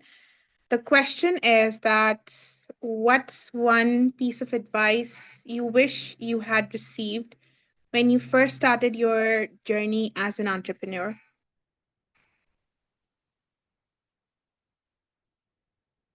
Could I share something that's somewhat related to that question? Sure. Yeah. So I recently, this past summer, I actually was teaching entrepreneurship to students at a summer camp in Surrey, England. And that question was something that came up as sort of like the first homework that I had given. Well, I think it was about the second homework that I had given to the students. And I remember thinking in terms of like, how would my students everywhere, Saudi Arabia, Egypt, Dominican Republic, the US, they were from everywhere. And I was thinking about the global aspect of that question in terms of how entrepreneurs bounce back quickly from challenges. And is it that they have some kind of, I think it has the same kind of tone that somebody, when they're a fitness content creator or a fitness influencer, people instantly think, oh, well, they're just lucky. Oh, I guess they have really good genes. Oh, they just have a great natural stomach or something. So like there's all these assumptions, and they are effectively stereotypes to how and what you can do. And I think it was the speaker 4 who was asking us, she was saying how you need to realize who you are, and you need to show up as that person. You need to think of yourself not as a worker, which again, I'll tie back into my talk. Like the idea of being an ideal worker or a worker really fits in with, I don't want to glaze it, but it really fits in with this idea of like capitalist issues predominantly coming from the West, of like what is professional, what is business minded, what is okay, what is successful. And I think, like capitalism teaches us about winning. Feminism teaches us that it's about transformation. It's about changing something, making it better. And I think qualities overall, I will say, and I just agree with the hard data and the evidence getting out there from entrepreneurships. And I think we all have them in us. We just need to invest in ourselves, not to sound, extremely like I'm a high school basketball coach, but we have to invest in ourselves and take time. Why is it that you're not, achieving the grades you want, getting the things you want in business? We must be in a little bit of pain understand our experiences and where we're coming from, and understand, first of all, we need a gap in the market. So we need to have this, this savvy, business savvy. I'm smart, I'm going to get it, I'm going to go, I'm good with money. But also, like, you have that visionary outlook on life. You're not risk averse. You allow risk to come in, but you see it as a position of opportunity. You're forward thinking. You think of the solution rather than the problem.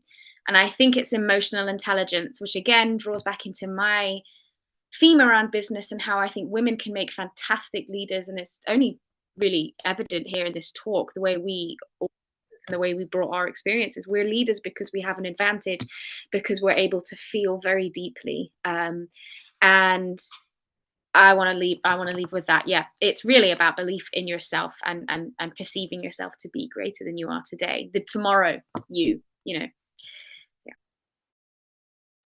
Yeah, I couldn't agree more. Yes, Miss Marty. I wish someone would have told me you're not late, you're not failing, you're not behind. You're simply at your rhythm, at your pace, figuring it out. We don't have to have it all figured out. It doesn't have to be the right time, not enough money.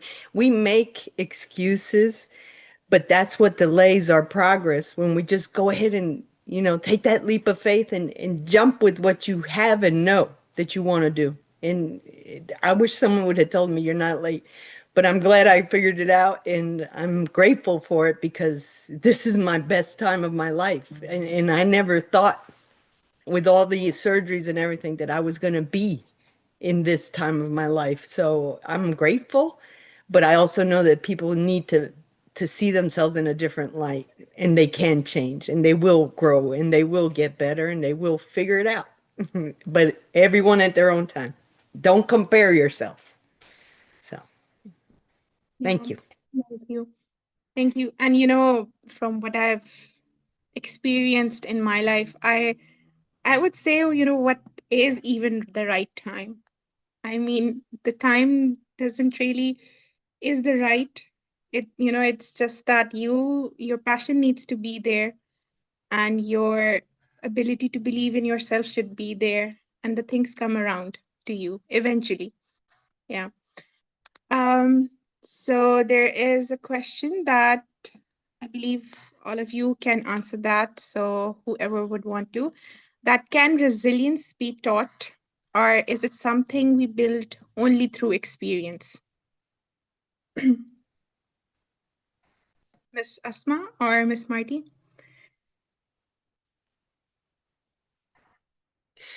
I say resilience is like a little, just a little spark in you. And somehow or another, when you dig all the mess that you've lived, you'll figure out that you have it in you.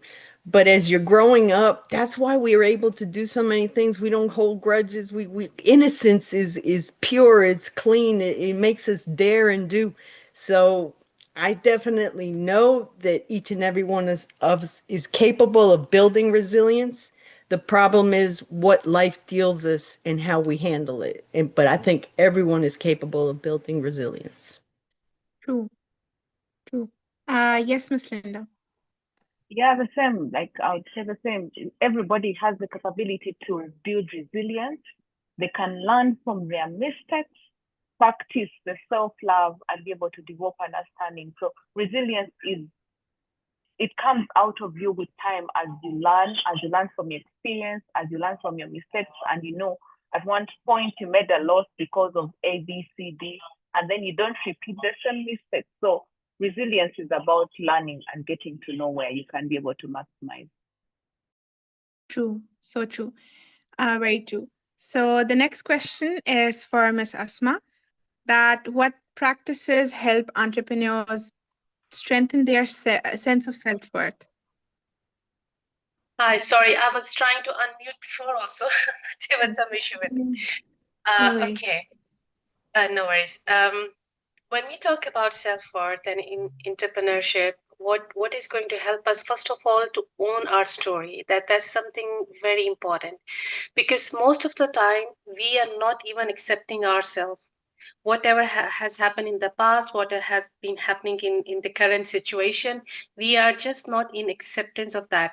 We want to move forward. We want to build our dream life, or our business, or whatever we are dreaming for. But somewhere, the first step is that to expand your self-worth is to accept who you are and where you are, and whatever has happened in your past, just heal that, embrace that, and accept that there is nothing wrong with that. You are where you're meant to be. So that's the first thing, to self acceptance. How do you see yourself? And most importantly is your identity. You need to scale up your identity, and how you're going to do it.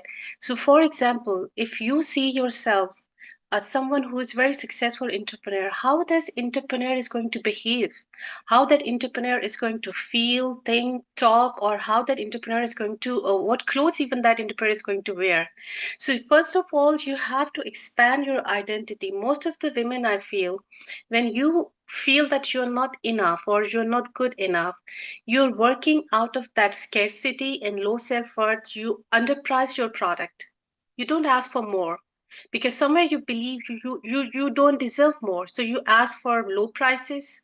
You forget to say no, even if you feel you are misaligned with that client. But remember, in business, yes, we all do need money. We all do need resources. That's there.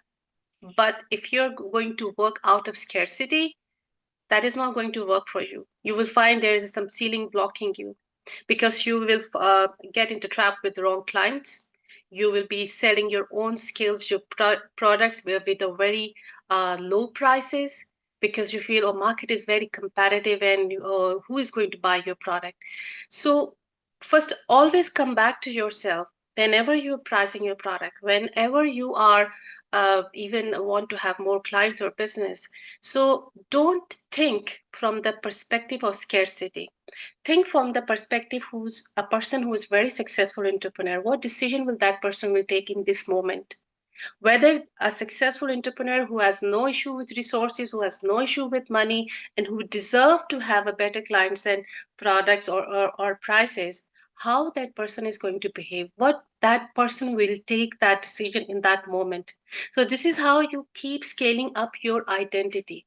It's not that something you can do overnight. It's a muscle you build with time.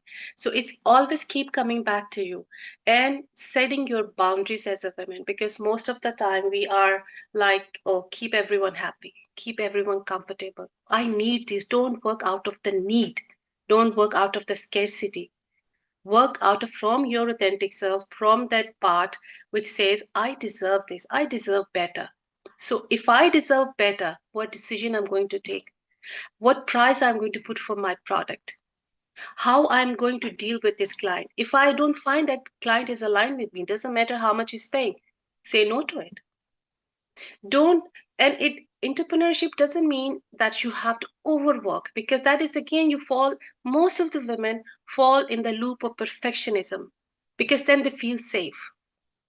So I keep on repeating this. Most I find this, I won't say it's the issue, but it's a habit what we women has developed. Be perfect, be the best. Yes, do your best, but you don't have to be perfect. You can't be perfect. So this is like many small practices you can start working yourself with, which will help you to scale up your self-worth. And to start with, first of all, your self-worth is not about how much you have achieved. Sometimes we connect that, oh, I have this job, I have this money, I have this car, I have this apartment, and now I deserve better, so now my self-worth will increase. No, that that is not your self-worth. That doesn't, it's not a reflection of your self-worth, how much you are achieving externally. I know I was in the place where I had all these luxuries, but still I feel I'm not good, I'm not good enough, others are better than me. So start keeping some small promises to yourselves, so you can start with the self-trust. So your self-worth is equal to your self-trust. Maybe you start teaching your brain that I trust myself by doing some small work every day. Maybe I have to take care of my health. I will go for a 15 minutes walk. What will happen? Your brain will learn Fine, I keep my promises. So it means I can trust myself. Because low self worth also shows us that I don't trust myself. That's why I want to be perfect. That's why I want to overwork, burn out. Oh, I'm working so hard, but you're not achieving anything out of it.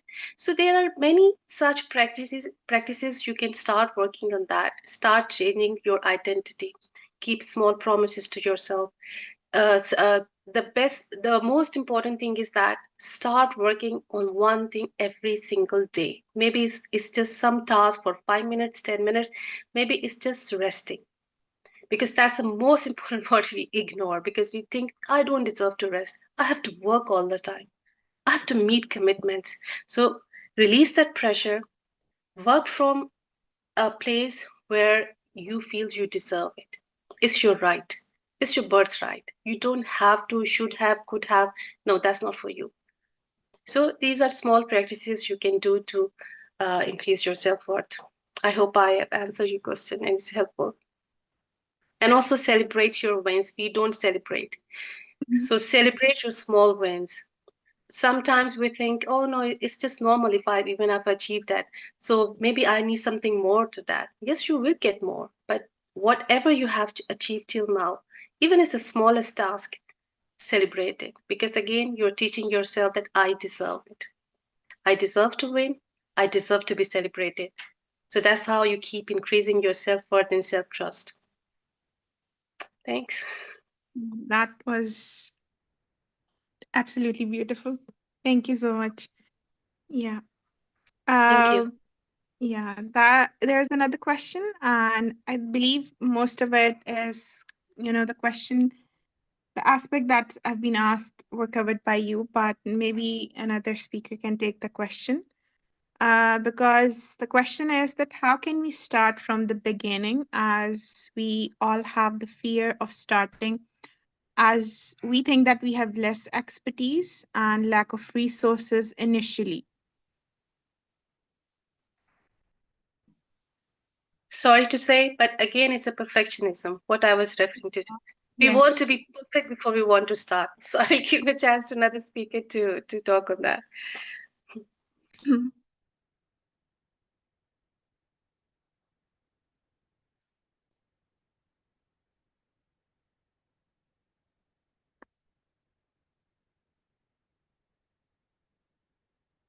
Anyone who would like take the question?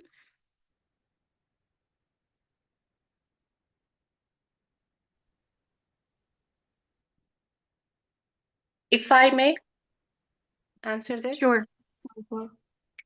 So I would say it's we are going back again to the perfectionism, because we think that before we need to start something, we need to have all the required skills, all the required resources, all the required money, and whatever we think. So that's the point, goes back to the same point. I'm not ready.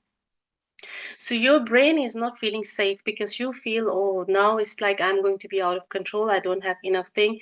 First, this to be ready, that to be ready, this has to be ready, that person has to be there, this fund, these many funds have to be in my account. No. Start wherever you are. See, there will be things where you have no control. Maybe you don't have any money. For example, you don't have any money, but you know that you have a skill. You have a skill to sell.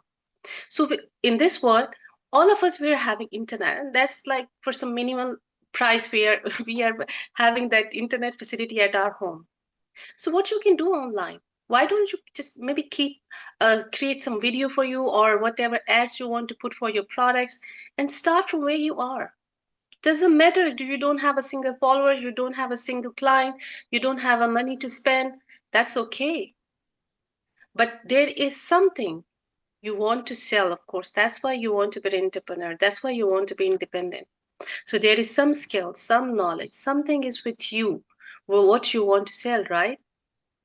So for that, you don't have to be perfect. Money will follow, success will follow, everything will follow, but only hurdle is you.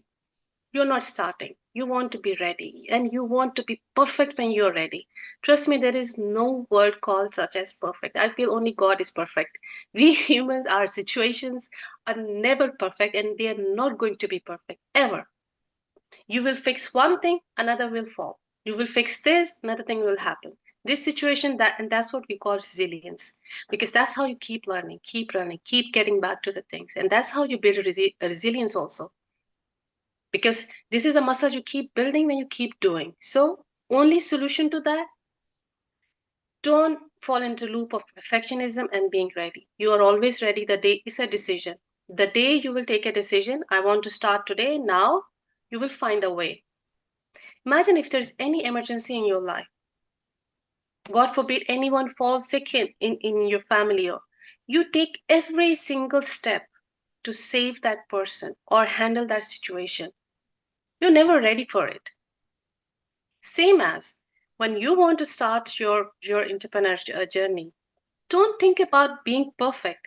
Just do your best and keep doing that. Keep showing up. That's the only way you can move forward, and keep believing in yourself. I would say that. Thank you so much. Miss Marty, would you like to go ahead first, and then we can take it from Miss Linda?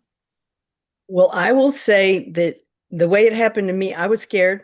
I was scared, but I was also scared not to do anything. So in a way, first, know your why.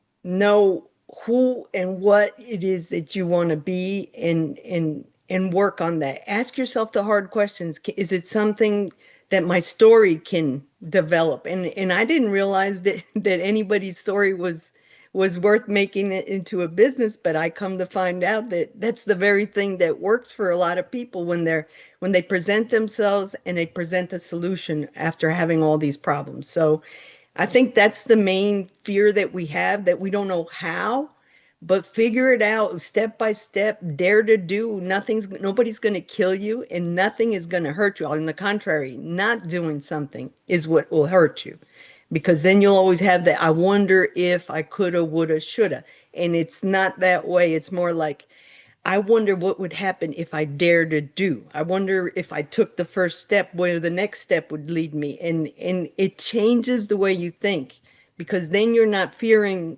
the thing in front of you. You just not sure of how it's going to come out. But either way, if it comes out right or wrong, it's dust off, pick up, learn from it, and move on. And that's how you build your resilience, because you keep pushing, you keep persevering, you're constant, you're committed, you're you. And then everything else lines up. I promise you, it's hard to see in the beginning, but it's not impossible to accomplish. All Thank right. you. I will share from my personal experience. I started the mushroom business when I was scared. I didn't know how to do it.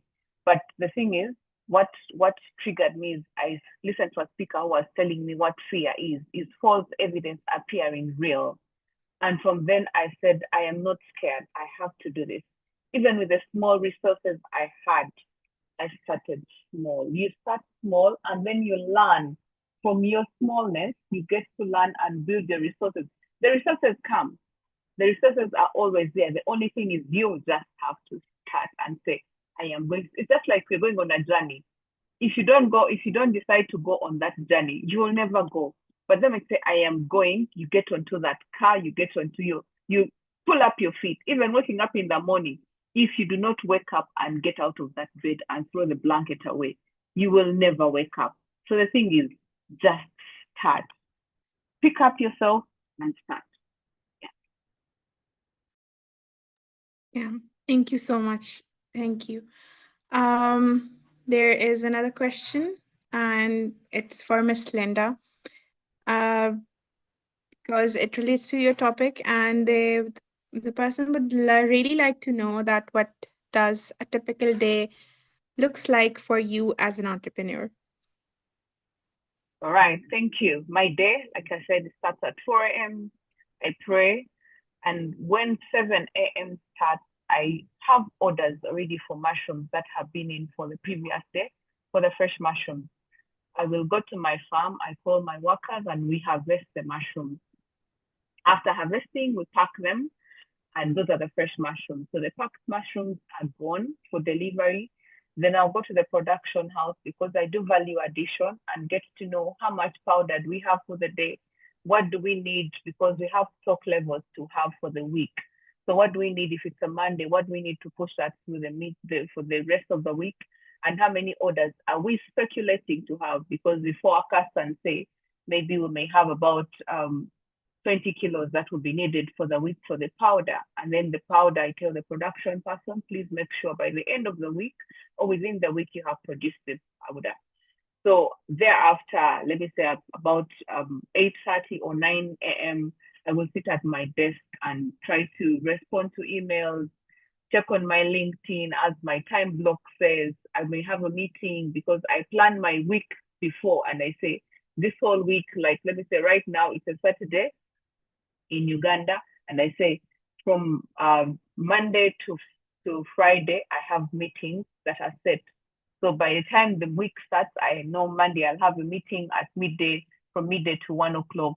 I will have maybe a conference that I'm attending, maybe on a Friday. So by the time the week starts, I will know my day and how my week is going to move like. So by about 1 o'clock is when I will sit down as I have my lunch. I look at my social media platforms, my Twitter, my TikTok, my Instagram, who is following, who can I follow back, what can I do to be able to leverage on my social media. And then I ask the person in charge of social media, today let's upload about this, let's talk about what's going to happen. And then we plan the social media week from Monday to Friday, how it will look like. Then at 2 o'clock, I will have a meeting maybe, or if not that, I will go to my shop and see what's going on. And going to my shop, I'll go to the CCTV to monitor what's going on at the shop. So maybe about 1 hour, 30 minutes, depending on what's going on. And then at about 3 o'clock, I will close off and I say, yeah, I need to take a break before, because that's when I start to reflect and say, how is the day going? How did the day look like? What did I do right? Where did I go wrong? Which customer was not satisfied? And then at 4, I will need to look at the finances. What did we take out this week, this day? How much did we make? Which clients have paid? What are the credits? I will ask the finance person, what have we made? Who are we demanding? What are our credits like? And then also the salesperson needs to tell me what don't we have in stock. So at 5 o'clock, I will try to prepare and say I need to go to the gym. So I go to the gym and work out for about 1 hour and a half. After working out, I go to my shop now physically to see what has gone on in the day, because we do interact with customers that bring in money. We do mobile banking and agency banking. I try to balance and see what has come in, and then I go and take it to the bank. So my day typically ends at 9 p.m. I go home and have my dinner with my husband and my children at about 10, because some of them have already had dinner. So it's just a time of conversation, trying to understand how you have been. And basically the day ends for me like that. Yes, thank you. Back to you, Jana. I mean, that's a lot of work for one day. That's a really tough routine. But thank you, I think, Miss Linda, for pulling it through every day, and more power to you. Thank you so much for sharing it with us. I think we'll take one last question. It's quite personal, and whoever would like to take it, you can share your experience on it. So the question asks that how do you manage to come back in a business and an entrepreneur after you experience a loss of a family member who was a partner in your business?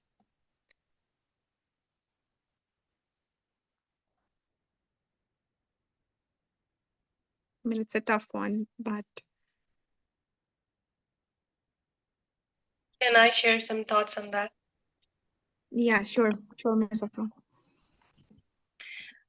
I know it's kind of very emotional, and I'm really sorry to hear that as well. And I understand when you lose someone, your loved ones, irrespective whether they are your business partners or whoever, whatever relation you're carrying, it's very difficult. It's not easy. It's very traumatic, and it takes time to understand, to come to that acceptance. I think even I will talk from my own experience as well. And I lost my parents. I lost my niece. She was just 8.5 years old. So I've gone through that pain, and I would admit that till date it is painful when I think of that. But most importantly, what really helped me is that first of all I accepted, because sometimes we just don't accept that loss is there, that gap is there. So first of all, you need time to pause, give yourself a break. Sometimes we keep rushing, keep hustling, and when initially this happened, everyone is around us, but after a few days everyone goes back to their life. This is normal. This is how life works. And then you are alone there with your pain, and we don't process that pain. We just keep suppressing that, and we just think, oh, let me keep myself busy, let me distract myself, and that pain still remains there. So from my personal experience also, I'll say pause, give yourself some time to heal. Maybe it's just sharing your emotions with someone who you really trust, or sometimes you just go for a therapy, because at times it happens you're not being able to cope with that pain. So when we have a physical pain, we do go to a doctor, physical doctor, and we do take that painkillers, and that help with our physical pain. But to settle and process our emotional pain, most of the time we need help. We need to process that. I will personally say, don't suppress that emotion. Distraction, keeping yourself busy, keeping pushing yourself towards, but shows that somewhere that pain is still living inside you, and it will keep triggering you. So it's best to take some break from all the noise around you, take someone's help, or if you trust someone, share it with someone as a mentor, someone as a friend, someone as a therapist, counselor, whoever you feel comfortable. But do take that step, because you need to process that pain, because this loss will remain there. We don't accept it. We don't accept that loss. We don't accept that gap in our life. And of course, no one can fill that space. So I would say that irrespective they're your business partner, whoever, but if this is still painful for you, take some help, process this pain. You will come to an acceptance of this loss. You will come to acceptance, yes, this gap is there, that person is gone. And I think we all believe that we are also not here forever. We also have to leave this world, and somewhere at some place we will meet them. That's what I always convince myself. My parents are there somewhere in a good place. I'm going to meet them, and we are going to have another good life there. But now, yes, they're not there. I accepted this pain. I processed it. I took my time, and I took help. So this is what I would say from my personal experience. Take help, process it, don't suppress it, and you will come once you will come to an acceptance in whichever perspective you want to change your mind, that this is temporary, this loss is temporary, and somewhere sometime we are going to meet again. That really helps to change your mental perspective and process this, and this really helped me, so that's why I'm sharing this. So I hope this will help you. Definitely. Yeah. The thing about grief is that the more we're able to accept it earlier, the more we have the time to, embrace it and experience it thoroughly. Obviously, it's True. going to stay there all the time. But yeah, the accepting part is true, that we need to accept it and then, Yeah, yeah, I've seen process it. someone Mhm. closer in my life. They It's been years, and they are still not coming out of that phase, because sometimes our brain also tell us live in this pain. Yeah. We make that pain our comfort zone, and it's been years and they don't come out of it because you don't ask for help. So ask for help. You don't Yes. have to live in that painful state all the time. You don't have to suppress that. So, because your life matters, people, those who have gone are gone. But which really helped me is this understanding that this is temporary, it's not forever. we are also going to leave this world. We are going to leave everything behind here, all the businesses, homes, everything. So this is temporary phase. So let's move forward. Let's move forward and do something good for them. Pray for them, charity for them. So you will also feel good that even if you can't see them, you can't hear them, but still you are contributing through your prayers, contributing through your charity. So keep doing something good for them as well. So I think that's best thing you can do. Yeah, I think that's the best advice to process the grief. Yeah, truly. Thank you so much, Ms. Asma. I think with that, we conclude the session. Given that we have answered almost all the questions, people have shared their feedback. So I think we should conclude the session. So it would not be an understatement to say that it was truly an incredible and extraordinary session, because today we heard, seven powerful voices share their journeys, from embracing failure to scaling self-worth, from building global partnerships to disrupting, systems for inclusion. So each speaker has shown us a different facet of what truly it means to, innovate, scale, and create impact. But this is just the beginning. The conversation that we have started today, the connections we have made today, and the insights that we have gained, these are, the seeds of something bigger. Because remember that together we build. So before we close, I just want you to remind that tomorrow we continue this journey, and I cannot wait to see all of you there. So on behalf of Entrepreneurs Ecole and Women Ascension, thank you all for being part of this movement. Thank you to all our incredible speakers for their wisdom and, sharing their vulnerability with us. And thank you to each of you for showing up, engaging with us, and building with us together this community. So this is not the end. This was just the foundation. Let us carry this energy forward. Let's continue the conversations, and let's keep building, a future that is diverse, resilient, and unstoppable. So see you all tomorrow. Until then, keep innovating, keep scaling, and keep creating impact. Thank you for being here with us today, and have a wonderful rest of your day. Thank you so much, everyone.